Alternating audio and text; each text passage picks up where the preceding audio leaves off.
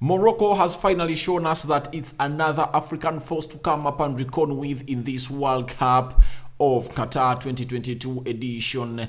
And obviously they've managed to go on and really go level with the team that was a runner-up in the finished World Cup in Russia, and that is Croatia, when the game went 0-0, when no team came out and really scored a goal. Smash the like button, comment and share. If at all you're watching us for the very first time, lower right bottom corner, that's the place to be. Smash the subscription button after smashing it. Hit the notification bell that will enable you get notified every time I upload a video onto this channel. Rokani David is my name, and obviously let's get into this because it's becoming more sweet and sweeter every time the World Cup is really knocking on the door, and obviously very many games have been played. And today we've kickstarted off Group F with Morocco playing Croatia. The game has ended 0-0 full time, but this grants Morocco a chance to find itself into the round of 16, because when you can force a draw against Croatia, one of the elite sides of the group and the favorites tip to get out of this group, then you are really good to go against Belgium and Canada. I believe if at all they've gotten a result against Croatia, they can go on and really put in a very good difference, a very good game, a very good game plan against Canada and Belgium. Though when you look at Belgium, they're having the likes of Lukaku, they're having the likes of Yuri Tielemans, Torsten Hazard, Eden Hazard, very many good players, Kevin De Bruyne. But I believe Morocco, according to the speed they've put up, to their intensity, if they play with the same intensity they've played up with today, I believe they can go on and really get points from those two games. And obviously Canada, with the likes of Afonso Alves and Benjamin David, I believe they can silence it. They just need to get a draw. I think they just need to get a draw against Belgium and win against Canada, and now wait to see the result between Belgium and Croatia. If Belgium beats Croatia, the better for Morocco, and you might find this African team going through. By the way, I never came out and really gave credit or really gave a lot of attention to Morocco, even when I was really predicting my favorites from Africa to go on and really get out of the group stages. I never talked about Morocco, and I'm sorry about it, because today they've put up what we call a very resilient performance in this game of football, and obviously they have gone ahead to do the needful and really come onto the levels of doing the needful and really getting this game to level. That is Morocco versus Croatia, World Cup first game from the group stage, from the group H of the World Cup, from the group F of the World Cup in Qatar. And obviously they are really doing a very great and fantastic job for the African countries. I'm African and I'm proud of Morocco, guys. What they've put up today, they caught me off guard. They've caught me off guard. And when you looked at how balanced their team was, it only lacked that cutting edge. Let me show you some footage here that really happened in the game of football as Morocco went ahead to draw with the side which goes by the names of Croatia. Smash the like button, comment and share. If at all you're watching us for the very first time, lower right bottom corner, that's the place to be. And after smashing that subscription button, hit the notification bell that enable you get notified every time I upload a video onto this channel. Now there is this man known as Perisic. Perisic was playing as a left winger, and Hakimi Ziyech, you know him very well, he plays for Chelsea, was playing as a right winger, meaning that they had to find themselves a lot, as Ziyech had to track back to stop the threat of Pulisic, and obviously Pulisic had to do the same thing to track back to stop the threat of Ziyech. Ziyech in the first half was really great, and obviously I believe it really did them great, and Pulisic really had a silent game, according to me. It was really silent, though Hakimi Ziyech in the second half was really nowhere to be seen. Now Pulisic getting a flick, and Bono doing really well to get down among the boots and find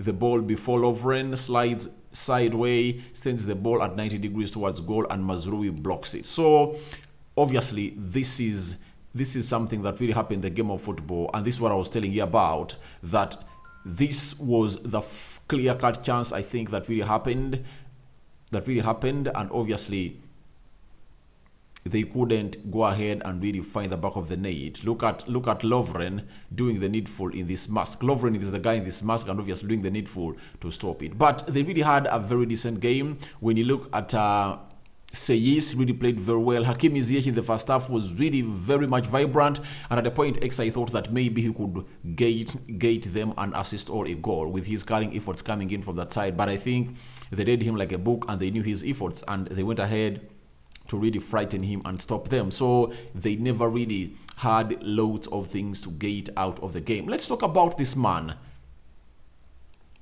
If you know the man I'm talking about, 37 years of age, this is Luka Modric, who has played in 3 different decades of the World Cup. That is Luka Modric. He really had a very good game today, and in the first half, he really had a very tremendous performance for this Moroccan side. With Real Madrid and Croatia captain, Luka Modric was the top rated at halftime. Let me show you why he was top rated. That's why he was top rated. The 37-year-old is playing deep today and looking for the occasional long pass to the flanks. Now, talking of the occasional long pass to the flanks, Luka Modric really was supposed to play deep. Why? He's aged. Now, you can't expect him to run from here up to here as he used to do. So, because he really has a very good pass on him, he's like Ericsson or Kevin De Bruyne, there's so much deadly coming in from deep, and obviously this is what he really had to go on and do. And this is Luka Modric. These were his pass zones.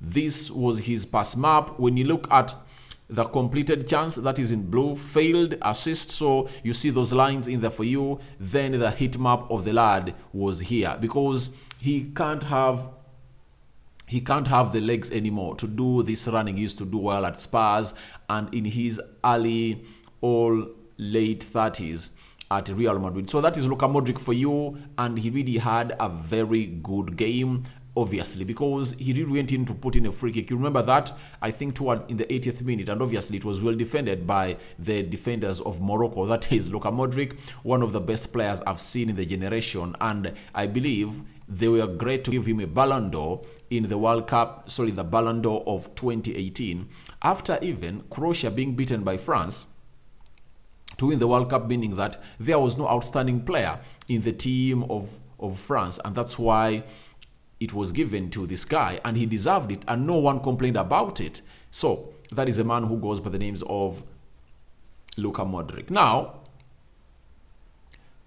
around the 58th minute, Mazraoui, you know him, he was playing for Ajax under Erik ten Hag. Obviously, he went for free in Bayern Munich and is playing as a right back for Bayern Munich. But at Morocco, he was played today as an inverted left back, because Hakimi is really great, or one of the best right backs in the world, playing off the right. Now, Mazraoui appeared to injure himself in the process of diving at the header. He's not going to be able to continue, and he was really taken off, and another player was brought on the field of play to go on and redo the needful to see to it that things go the right way they want them to do. But I believe that header that he went in for, he headed it badly, and it would have gone, if at all he had really put a lot of precision into it and concentration, it would have seen Morocco having a lead over Croatia. I believe in the second half, Morocco had lots of chances to go on and really kill off the game,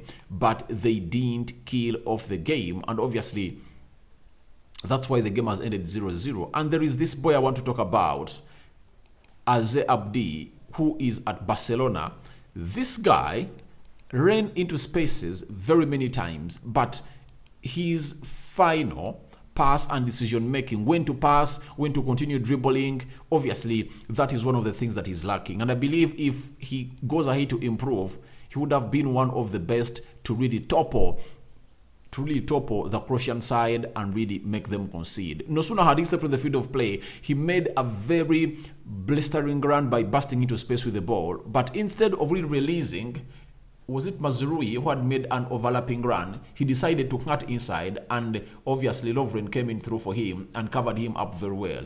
And obviously Eze goes down and he tries to surge into the Croatian box, but the referee tells him to get up. It was a soft. So the officials didn't really give him an ear, and obviously even VAR never came out to really look through this. But obviously he really had a very good game. But I believe he's really great. He had the spark for the match, but he couldn't go on and really do the needful. You see Lovren looking at him and telling him, please wake up. I've done nothing to you. But this guy is young. I won't come out and criticize him a lot because he really has lots of things to learn in the game of football to see to it that really reaches the levels of football he wants to reach at. He needs to improve onto his final ball, and the problem he's having is only his decision making. So that's it. And obviously a team which goes by the names of Croatia has gone ahead to draw with a team which goes by the names of Morocco. This is Group F, and obviously let me show you how the match stats were in this game of football, in a game where the result was perfect. According to me, the result was perfect because I think they are almost level in everything, and no team really deserved to go on and really get a win from this because they never quoted enough into the final third. That's why you see to it that Morocco had 8 shots and Croatia had 5. 2 shots on target for Morocco and 2 shots on target for Croatia. So that's what they only had. So it shows you that the game was really so inactive in the final third of the pitch. 35% ball possession by Morocco, 65 ball possession by Croatia. 348 passes completed by Morocco, 642 passes completed by Croatia. It shows you that Croatia had the lion's share of the possession, but obviously they failed to utilize it because in the final third they were ugly. And what made them ugly in the final third? It's because of Luka Modric not being able to play into the final third area, and they played him deep because a lot of energy would have needed to go on and really battle up. That's why they put the likes of Kovacic ahead of him to go on and really do those fights such that for him, he gets that ball from the back four and really passes it forward to do the needful. But the team which goes by the names of Croatia, passing accuracy 78% for Morocco, 85% for Croatia. 16 fouls committed by Morocco, 11 fouls committed by Croatia. 1 yellow card to Morocco and 0 to Morocco and 0 to Croatia. 0 red cards, 0 offsides to Morocco, 1 to Croatia, and 0 corners by Morocco, 5 by a side which goes by names of Croatia. And obviously that's how the table is really standing and looking, with Croatia on top of the table, 1 game played, obviously 1 point. Morocco 1 game played with 1 point. Belgium and Canada have not yet played any game, and they are going to play later tonight and see what this game of football is really going to be all about. So guys, thank you very much for watching in through. Tell me what you think about this result. Morocco 0, Croatia 0. Another African side has come out and really shown great effort. The first one, Senegal came in through, they played well, but they were unlucky and they left Netherlands to really terrorize them under the mistakes of Eduardo Mendy and maybe the central defense. Then later, I think yesterday Tunisia came in through. They played a very good game. And Tunisia was playing against which team? Let me see. Tunisia yesterday drew 0-0.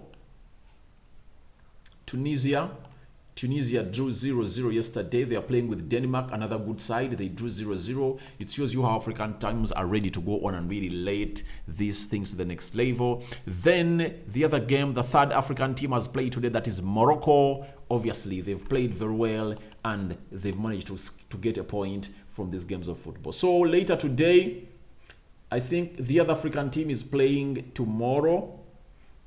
The remaining African teams are playing tomorrow. That is Cameroon versus Switzerland, the opener. And obviously Portugal versus Ghana is another game we are going to go on and see live onto our screens, where the likes of Thomas Partey are really going to be coming in through to showcase what they have when they are playing one of the best teams in the world, that is Portugal. So, Rokani David is my name.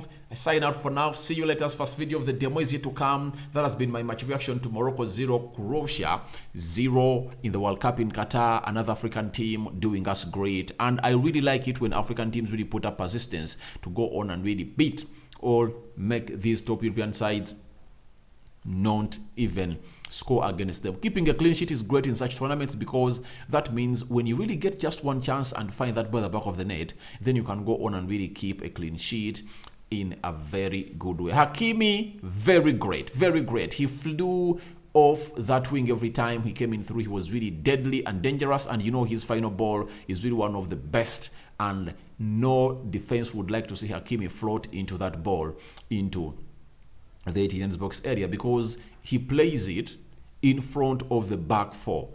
You get? Those are his crosses, meaning that when you intercept it, you either block it or you see it into your net. That is Hakim, and that's why he's deadly. I hand you over to the Omat Lord, and Morocco has gotten its first point into the World Cup today.